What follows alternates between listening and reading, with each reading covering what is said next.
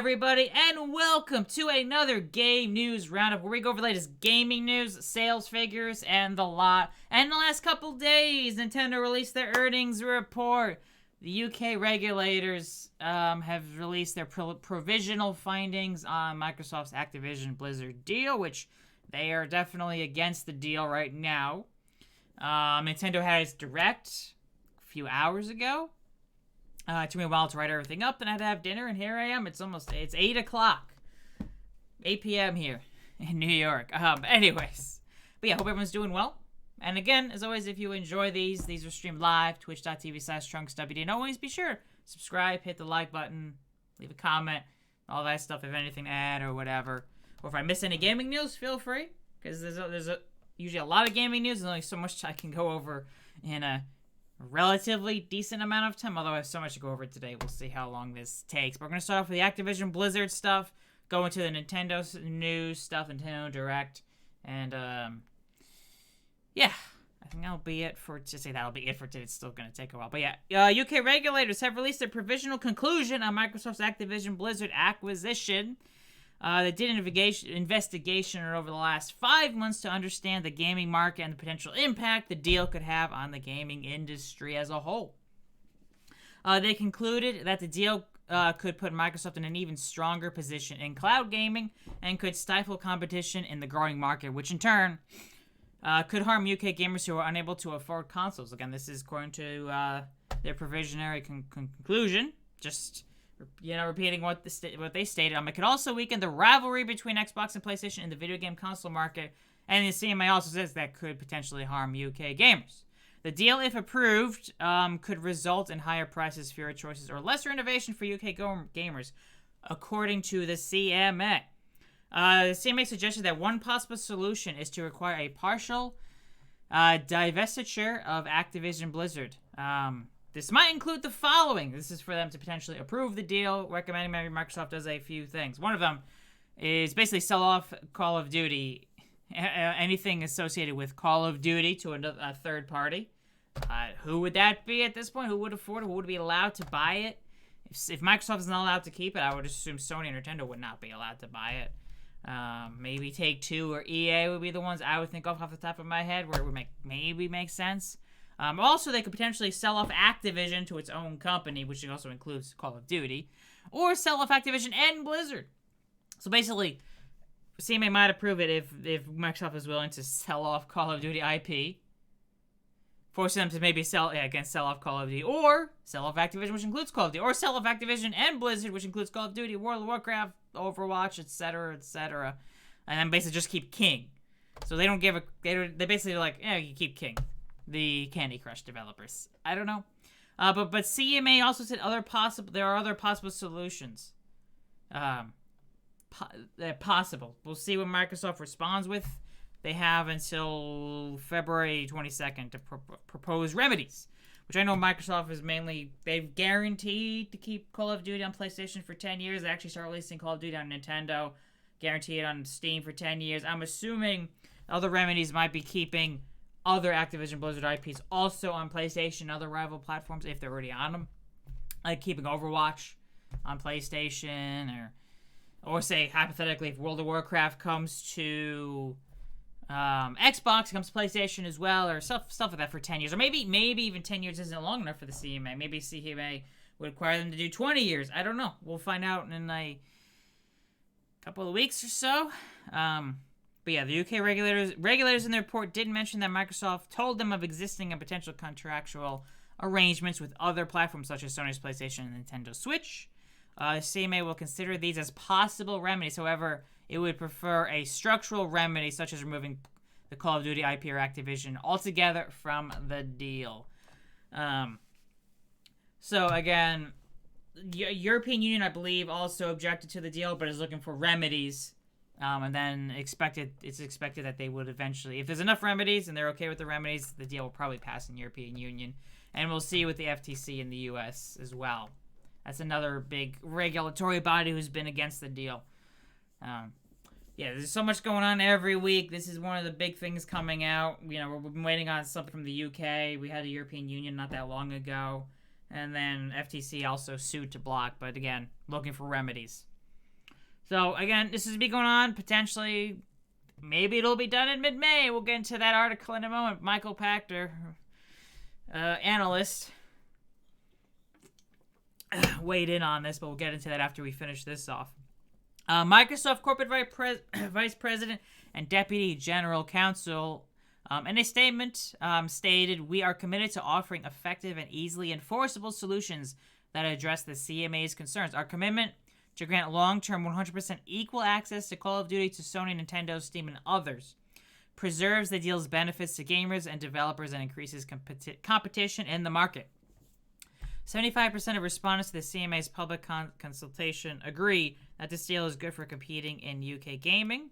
What does 100% mean? When we say equal, we mean equal. 10 years of parity on content and pricing, on features, on quality, and on playability. Activision Blizzard in its own statement added, "These are provisional findings, which means the CMA sets forth its concerns in writing, and both parties have a chance to respond," which we have in a couple weeks to hear about their response. "We hope between now and April, we will be able to help the CMA better understand our industry to ensure they can achieve their stated mandate to promote an environment where people can be confident they are getting great choices and fair deals, where competitive, fair dealing business can innovate and thrive, and where the whole UK economy can grow productively and sustainably." Martin Coleman, the chair of the independent panel conducting the Phase 2 investigation, in his own statement, "It's been estimated that there are around 45 million gamers in the UK, and that people in the UK spend more on gaming than any other form of entertainment, including music, movies, TV, and books. Strong competition between Xbox and PlayStation has defined the console gaming market over the last 20 years. Exciting new developments in cloud gaming are giving gamers even more choice. Our job is to make sure that UK gamers are not caught in the crossfire of global deals that over time could damage competition and result in higher prices, fewer choices, or less innovation. We have provisionally found that this may be the case here. We have also today sent the companies an explanation of how our concerns might be resolved, inviting their views and any alternative proposals that they wish to submit." Again, the deal has been approved in Brazil, Chile, Saudi Arabia, and Serbia so far, but those countries were less of an issue. Let's worry about them passing, or even some other countries that have yet to pass it are less of a worry. Again, UK, European Union, US, the big three we've been waiting on, and we will see how things go come in the future, see what Microsoft's response to this is. They're going to definitely offer more remedies. I mean, what will they be? We'll find out. But yeah, this is their big response to it. And if I were to open up their press release, they have a big press release here, as well as a lot of other PDF files with pages and pages of content. But also, the CMA did say they'll be issuing their final report by April 26th of this year. So maybe we'll have a response. We'll know one way or the other from the UK whether they will accept Microsoft's remedies or object to it and block the deal. By April 26th. So maybe in a month and a half we'll have a better idea. Or we'll know. Maybe. We'll find out. But also moving on about Michael Pachter. Wedbush analyst Michael Pachter and Nick McKay, in a statement, said that despite the objections from the CMA, they do expect the deal will still close, despite its objections. So the specific quotes: "We read today's release as a signal that the UK knows it has a losing legal argument. In our view, the FTC figured this out last year and rushed to file suit to block the merger in the hopes of being first to extract concessions from Microsoft. We believe that the CMA reached the same conclusion during its review and accelerated its formal objection to the deal and proposed remedies in order to step in front of the FTC and gain bragging rights." So they believe, that the US and UK regulators are trying to get ahead of each other to potentially try to get their own concessions in place done first before the others do, I guess he said, for bragging rights. Although the difference, there's a big difference between the UK and the US. Microsoft can countersue or whatever, FTC, and bring them to court, while the CMA has limitations of what Microsoft is able to do. From what I've read, mind you, I am no expert. I just write what I read and report on everything I read. But again, I'm no expert. I'm not a lawyer. So This is just what I read.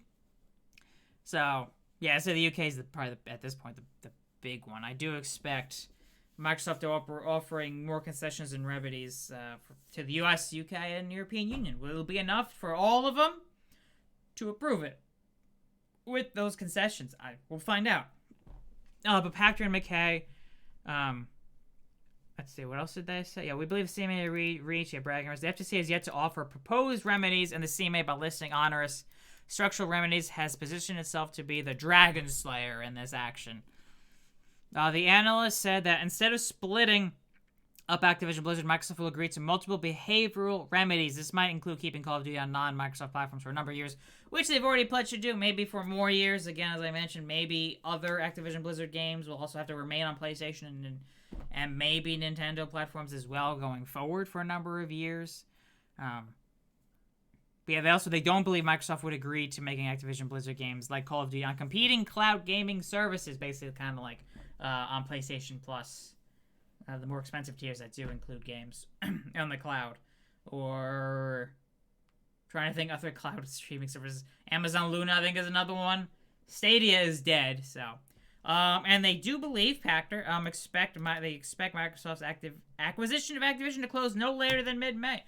So according to them, maybe by mid-May. I mean, I don't know. They probably know more about it than I would, but they are not lawyers. They are analysts. But yeah, we need legal advice. Yeah, seriously. We need to get legal on this. Curious to see what his thoughts on all this is. I don't know. We'll find out where this goes. But yeah, there's always something going on with this. And speaking of, yesterday before these findings came out, Activision Blizzard CEO Bobby Kotick and Microsoft CEO Satya Nadella have released they did their own interviews and did talk about the deal. So Activision Blizzard CEO Bobby Kotick said that if the UK's regulators were to block the deal, it would hurt the ambition of the UK to become a Silicon Valley of Europe. So his direct quote: "You look at the UK and you think about post-Brexit UK. It's probably the first country where you're seeing a recession." Yeah, from what I've heard, yeah, the UK economy is doing quite poor right now. And like the real severe consequences of recession. If you're the UK and you have an incredible educated workforce, you have a lot of technical talent, places like Cambridge, where the best AI and machine learning is, I would think you're going to embrace a transaction like this, where you're going to see job creation and opportunity. And it really isn't all about whether it's Sony or Microsoft's platform. It's really about the future of technology. And they've said now, for the last year, I think Rishi Sunak has said they like to be the Silicon Valley of Europe or of the continent. And if deals like this can't get through, they're not going to be Silicon Valley. They'll be Death Valley. Yeah, I always using the words, Silicon Valley, the big tech thing in the area in the U.S. or whatever. Then Death Valley, the place where no one lives and it's hot and inhospitable or yeah. I don't know. You might be going a bit over the board, but yeah. Anyways, Kotick did add, whether it's the FTC or the CMA or the E. Did I say the same thing twice? I might have. It's possible. I said the same thing twice. I am a bit tired. Going through all the news and everything the last few days, it just can be tiring. But yeah, talking about UK won't be Silicon Valley like they want to be. They'll be Death Valley. Silicon Valley of Europe and the kind of, yeah, but if they block the deal, Bobby Kotick said it might be Death Valley. I feel like he's going a bit overboard there. I know the UK economy is not doing well, especially after Brexit and everything. It's a bit of a mess over there, but yeesh. But he did add, whether it's the FTC or the CMA or the EU, they don't know our industry, so they're trying to come up to speed and understand the industry better. I don't think they fully appreciate that it's a free-to-play business, that the Japanese and Chinese companies dominate the industry. You look at Sony, you look at Nintendo, they have these huge libraries of intellectual properties. Sony Studios goes back 80 years. Nintendo has the very best characters that exist in video games. But Europe is the continent.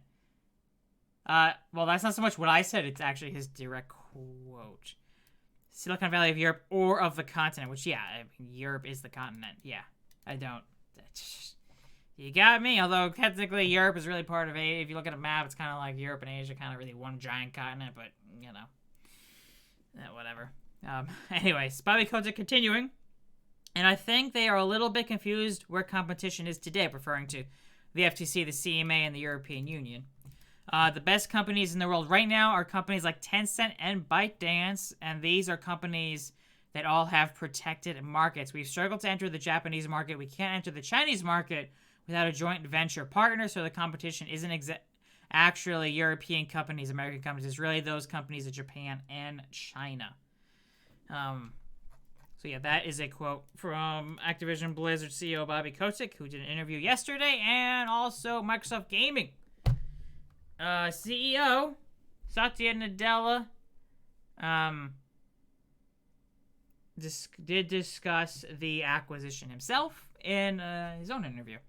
I think it will bring more competitiveness to the gaming industry, referring to the Activision Blizzard acquisition. I look at this and say, at the end of the day, the regulators around the world have to make the choices, and I would only submit to them that if they really seriously think about competition, they have to sort of really reflect on, is this going to be helpful to bring more competition? Think about this. There are people who make more money in gaming who don't even build games today. Maybe we should look at that.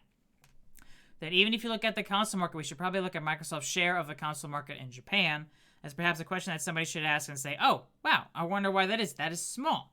Yeah, in Japan, Microsoft has like a 2% or 3% market share of the console business, while Nintendo has like 70% or something, 70+%, and Sony, PlayStation's like 20, 25 to 30%, roughly.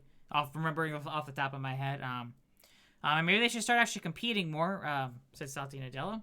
So I hope the regulators take an approach that is going to be truly beneficial to gamers. It is going to be beneficial to all publishers. So, yeah. I'm surprised the Microsoft CEO is trying to say everything positive about the deal. Same with the Activision Blizzard CEO. I mean, that is to be expected. And trying to offer and try to do as many remedies and concessions as possible without going too overboard to get the deal potentially approved or not approved. Now, we'll see what happens. Again, at this point, give me a coin, I'll toss it. That's how I feel right now about is the deal going to be approved or not. Maybe like 55 to approve, 45 not approved. I don't know, roughly, but you can say 50-50. At this point, I don't know. It's kind of ridiculous at this point. As I say, it's been going on for almost a year and a month since the deal was announced. You know? I mean, I understand why all the regulators are taking their time. I'd rather them take their time to do full in-depth reviews and investigations to make a decision one way or the other. So, I understand that, and then trying to get concessions is also understandable. We need to repeat Election Day for this, right? But also to mention about market share, currently what we have, the current generation, if you include Switch, obviously Switch is way ahead because it's been out. It's got 3.5 years on the two consoles. We got over 120 million for the Switch, a little over 30 million for the PS5, a little over 20 million for the Series X. And so, yeah, Xbox is in third place. And if you look at last generation, again, we got the Switch, or whatever, last generation, or whatever you want to consider, because where does Nintendo Switch fall? Hard to say, but, Switch at 120 million, the PS4 117 million, so the Xbox One 51 million estimated sales. So, Xbox has been in third.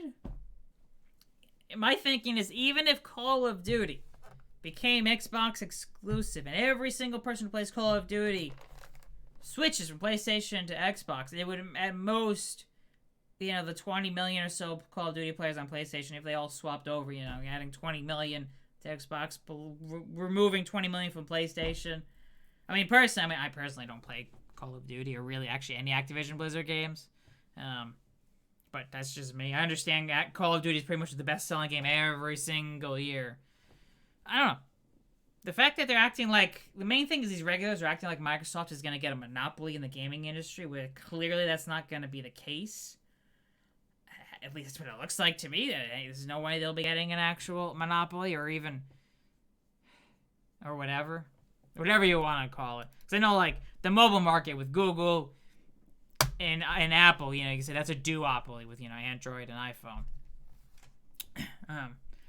But even with Activision Blizzard, and it looks like Microsoft will be keeping Call of Duty multi-platform anyway, and they'll probably be keeping any other current IPs that are from Activision Blizzard still on PlayStation going forward. Maybe new stuff will be exclusive. But like I always say, Minecraft, they acquired that in, 2014, I think it was? Minecraft is still on PlayStation, Nintendo, iPhone, iOS, Android. Minecraft Dungeons is also on everything. Minecraft Legends, which is coming out soon, is on everything. And I feel like they want to treat Call of Duty the same way. Now, other games from Activision Blizzard, I have no idea. Hard to say, but I feel like Call of Duty will be the IP that will remain multi-platform. But again, who knows? You never know how things might pan out in the future, It's possible Microsoft might say, screw it. We'll make Call of Duty Xbox exclusive, or they'll have exclusive content on the Xbox version or something. I really don't know. I wonder if there's some big hidden item in the deal no one knows about, and that is why everyone's questioning the deal. I mean, the thing is, they're only mentioning Call of Duty. And I guess World of Warcraft, but that's a PC game, so whatever. But, it's always been about Call of Duty. I mean, one thing that most people do forget about Emerald, King. It's Activision Blizzard King, technically. King, Candy Crush Saga. Microsoft does want to grow their presence on mobile market. And obviously, it's a PC game. But they want to expand Xbox more outside the console market to other things. And again, because they have Xbox Cloud Gaming. I mean, I've tested it. And on Ethernet, it runs fine. I don't know how well it will work if you're, on 5G or something on your phone. On Cloud Gaming. I don't know how well it'll work. I don't know. Will it be good? Will it be bad? No idea. Yeah. Anyways, I think that'll be... I mean, unless anyone has anything else to add while I'm live streaming this about the Activision Blizzard deal, that should cover that stuff. We have more to go over. Yep. Mainly Nintendo stuff from here on out. But Nintendo... Most of this will probably be quicker, so bear with me. Nintendo is increasing employees' base salary in Japan by 10%. It's got a big difference between most tech companies who've been laying off thousands of workers. Pretty much every tech giant has laid off thousands and thousands of workers.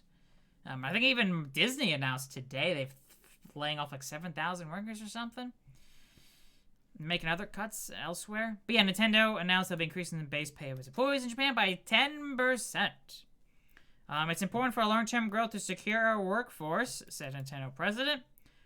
This pay hike follows Japan Prime Minister's calling for companies to pay workers more following inflation and following years of deflation and stagnant wages. Hey, Ness, no worries. We'll be a little slow into the weather. It's okay. I get it. No worries. Hope you feel better. We're just going over the latest gaming news. We spent 20 minutes going over Activision Blizzard stuff with Microsoft's acquisition of it because the UK regulators came out with stuff. Their provisional findings, and Microsoft will have to offer concessions now, which was to be expected. Just what the UK regulators were asking for was definitely a lot more than what looked like European Union was looking for. But who knows? We'll find out hopefully next few months, whether the deal gets completely approved or blocked. I don't know. We'll find out. At this point, I'm almost sick of hearing about it, but, it's a big deal in gaming, so I report on it, even though I'm almost so sick of hearing about the damn deal at this point. But anyways, higher salaries in Japan for Nintendo might help attract more talent to Nintendo, as Japan is currently dealing with labor shortages. This is due to years of falling birth rates and lower immigration. So yeah, Nintendo, and I know Nintendo in the past, I think during the Wii U era, they were struggling a bit. They weren't bringing the type of money that they were. And I believe, their CEO or other, executives took a pay cut? Yeah, you don't hear that about any other big corporations. Usually, we'll lay off 10,000 workers, so please give me a $10 million bonus. Nintendo actually gave themselves pay cuts when they were underperforming. I think that's how most companies should do it. Instead of laying off thousands of workers, just don't give the multi-million-dollar bonus to the people at the top. Give them a pay cut, They're already making way more than the people at the bottom, So, but yeah, Nintendo increasing price of employees' salary in Japan by 10%. Nintendo also released their earnings report earlier this week. Nintendo Switch has reached 122.55 million units shipped. Not sell-through, shipped. There's always a difference between sell-through and shipped. It takes several weeks for consoles to ship around the world, and obviously they sit on shelves potentially for for however long. But also, Nintendo Switch is up to 994.3 million games sold. It's about to hit $1 billion for games sold on the Switch. Obviously, for the quarter ending December 31st, Nintendo shipped 8.22 million Switch units and 76 million games. Breaking down lifetime shipment figures of 122.5 million for the Switch. 47 million are in the Americas, 31 million in Europe, 29 million in Japan, and 14 million in the rest of the world. Rest of the world being in Asia, Middle East, Africa, Australia, New Zealand. But also Nintendo did lower its forecast for the fiscal year ending March 31st, 2023, from 19 million units for the Nintendo Switch down to 18 million, so 1 million lower than their original forecast for shipment figures of the Switch, which, interesting enough, Sony last week announced they raised their forecast for the current fiscal year from 18 million to 19 million. So if their forecast turned out to be true over the last 12 months, from April 2022 to March 2023, Sony will have shipped 1 million more PS5s and Nintendo shipped Switches over that same period. Nintendo, over the 9-month period ending December 31st, net sales were down 2% to 1.3 billion yen, almost $10 billion US dollars, and an operating profit dropped 13% to 410 billion yen, or $3.11 billion dollars. Best-selling games on the Switch, we got Mario Kart 8 Deluxe at 52 million units sold. Animal Crossing New Horizons at 41.59 million units sold. Smash Bros. Ultimate at 30.44 million units sold. Breath of the Wild, 29 million units sold. Pokemon Sword and Shield, 25.68 million units. Mario Odyssey, 25.12 million units.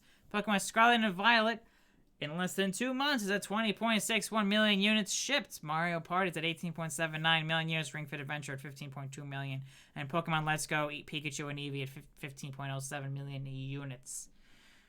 And other sales figures from Nintendo games: Smash, New Super Mario Bros. U Deluxe, 14.75 million. Pokemon Legends Arceus, 14.63 million.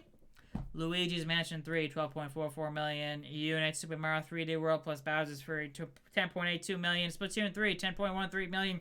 Mario Party Superstars, 9.38 million. Switch Sports, 8.61 million. Kirby and Forgotten Land, 6.12 million units. Mario Strikers Battle League, 2.47 million. Xenoblade Chronicles 3, 1.81 million. And Bayonetta 3, 1.04 million units sold. And that is Nintendo's earnings. Nintendo also announced, Nintendo president, they have no plans to drop the price of a Nintendo Switch. If anyone's been waiting for a price drop on Nintendo Switch consoles, don't expect one. At least that's what they're saying. But specific quote from Nintendo president: "We believe that we're now entering uncharted territory within our dedicated game console business. Within this environment, it will not be easy to sell hardware at the same pace as before." Again, because the whole thing about how long the Switch has been going on for. And this is the first time Nintendo has combined their home console and handheld into one single platform instead of having, the SNES and the Game Boy or whatever, and the Game Boy Advance with the GameCube or whatever, and the DS with the Wii, or the Wii and the 3DS, whatever, roughly being available around the same time. But yeah, Nintendo president continuing also stated, "As a result, they started cutting off 3DS shop support." Yeah. And Microsoft has removed several games from the Xbox 360 store. If you're still buying games from the 360. Although, the store's not being shut down, which is a lot of games were removed. I forget, it was like 40 or 50 games, something like that, removed from the 360 marketplace. But there are games still available, so it's not like they were shutting it down. But yeah, as a result, we realize that our new challenge will be convincing consumers who are considering new purchases, replacement purchases, or additional purchases to pick up the Nintendo Switch. Regarding hardware, we believe that there will be opportunities for new customers to purchase our products by proposing both new and classic titles. He believes continuing the life cycle of the Switch will lead to opportunities for additional software to be played by consumers. For example, during last December, Switch total consumers hit a record high, and many continue to play the Nintendo Switch. Therefore, it is integral to show the appeal of Nintendo Switch through future software proposals to customers who are considering purchasing new hardware, replacement hardware, or additional hardware. Again, this is from Nintendo president. However, we don't really have much in the way of any big releases after Tears of the Kingdom for this year, which makes me almost think maybe Nintendo is going to release their next-gen console early next year. Maybe with a 3D Mario game as a launch title, Mario Kart 9. I don't know. I've always thought like March 2024 would be the earliest we'll see a Switch successor to maybe the holiday 2024 or March 2025 would be my guess. But Switch sales are going down. Software sales are generally decent enough, but overall hardware sales are going down. And at some point they will need to replace it. So going into the stuff from Nintendo Direct. Nintendo did showcase a new trailer for Tears of the Kingdom, which, if you want to watch, they are all up on YouTube. I've been hit with copyright stuff before by showing trailers on YouTube, so I will not be showing them on YouTube, so I do apologize. But yeah, Tears of the Kingdom is still coming out on May 12th. But what came out last night was quickly pulled, but was noticed before it was pulled. Legend of Zelda, Tears of the Kingdom. The Nintendo Store page. Wait for it to load. Just give it a minute. $70. Nintendo. This is the only confirmed game so far from Nintendo charging $70 for a game. Well, up until now, they've been charging $60 for new games. But yeah, this is the first confirmed $70 game out. At first, I was thinking, does this mean going forward, Nintendo will all their major releases will be $70? But it looks like the answer to that is no. Because Pikmin 4, which we'll get into that, has come out in July, has a price of $60, so not $70. So at least so far, Tears of the Kingdom is the only confirmed game from Nintendo.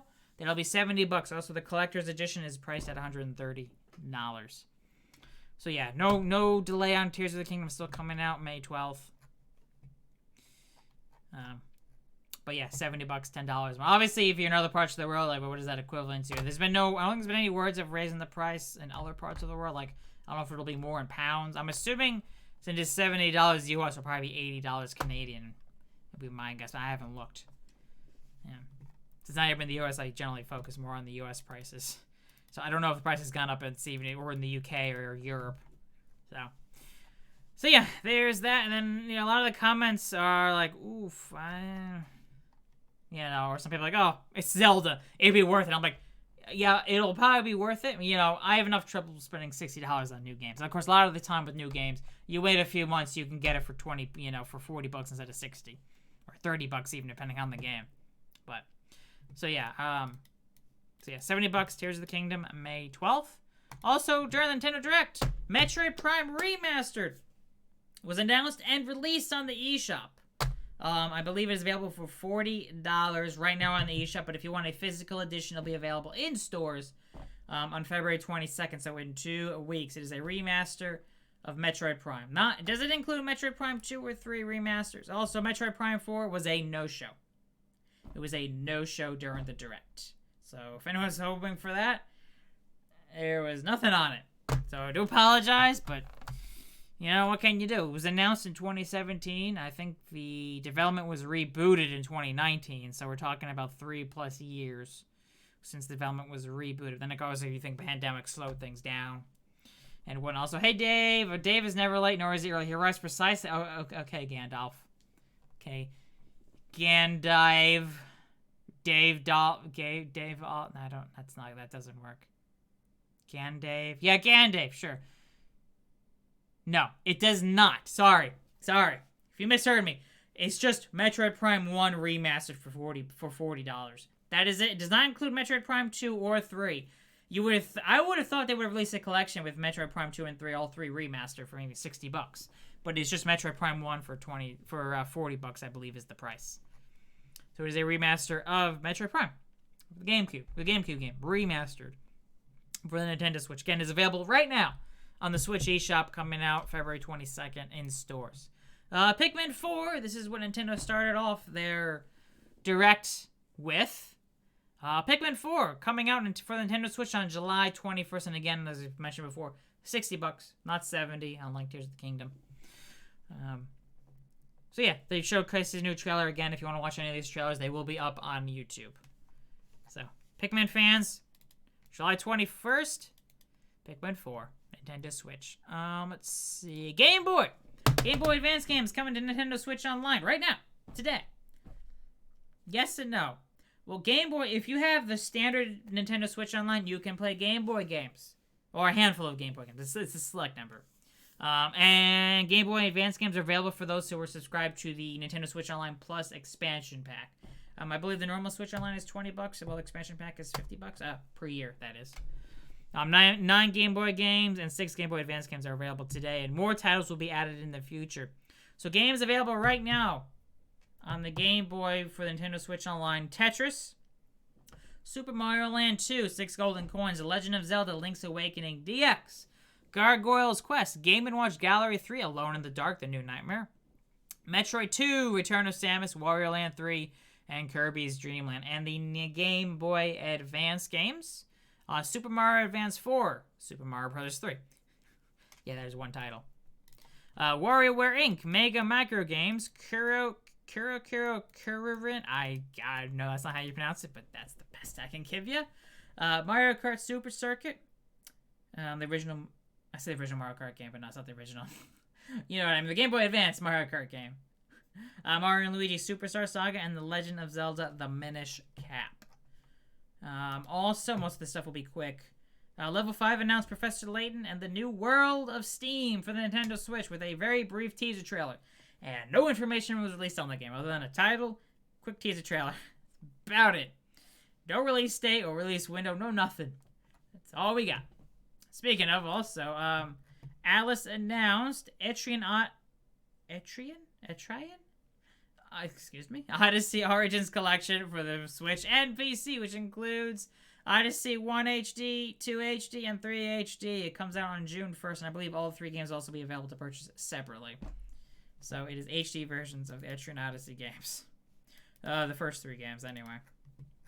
Games, I'm not familiar with the games. I don't know how many there are in the series or whatnot, but if you are a fan of the series, collection coming to Switch and PC. And Sega during the showcase also announced rhythm action game Samba de Amigo Party Central. It will launch this summer for $40.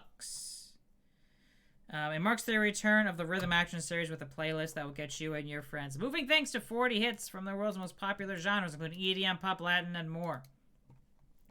So yeah, it comes out this summer. Switch, $40. Advance Wars 1 and 2 Reboot Camp following multiple. I think last time it was delayed mainly because of the war in Ukraine, I believe. I think. But anyways, yeah, it's coming to Nintendo Switch on April 21st. And then, oh yeah, this is one other thing to quickly mention. Hogwarts Legacy, breaking all sorts of records. 1.3 million concurrent viewers yesterday or Tuesday. That's a lot of people watching at once on Twitch. This is the new record for a single-player game. Again, the game technically doesn't come out until Friday. However, if you pre-order, the deluxe edition is available to play now, or as of yesterday, Tuesday. But yeah, the previous record was 1.14 million concurrent viewers by Cyberpunk 2077 in 2020. So yeah, the hype for this game is huge.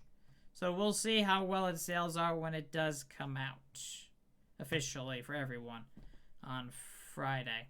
It plays really well. That's good. Yeah, I've heard good things about it. It's got a good Metacritic score, so critics are liking it. Obviously, barring, other than, the obvious controversy with J.K. Rowling and whatnot, what's going on, which I'm not going to get into. But yeah, the game itself, the developers say they are passionate about Harry Potter. They're big fans. And they want to make the dream Harry Potter game, or Hogwarts game, because obviously Harry Potter's not in it, because it does take place in the late 1800s. Yeah, I've seen a little bit of gameplay. It does look good. But, anyways. Record for concurrent viewers that beat Hogwarts Legacy are all multiplayer titles. Fortnite did have a peak once at 2.3 million viewers. League of Legends at 1.78 million, and Valorant with 1.72 million. But yeah, Hogwarts Legacy officially comes out this Friday for PS5, Series X and S, and PC. And the PS4 and Xbox One versions come out April 4th, and the Switch version on July 25th. How well is the game going to look and run on the Switch? We'll find out.